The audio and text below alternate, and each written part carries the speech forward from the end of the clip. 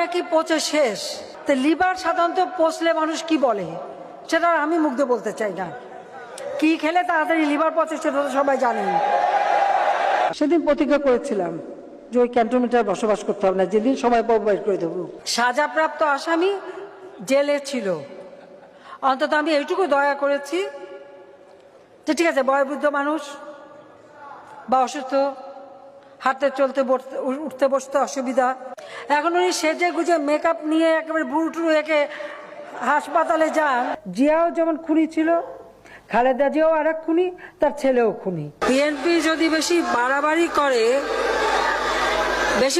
করলে আবার জেলে পাঠিয়ে দেবো, কোনো চিন্তা নেই।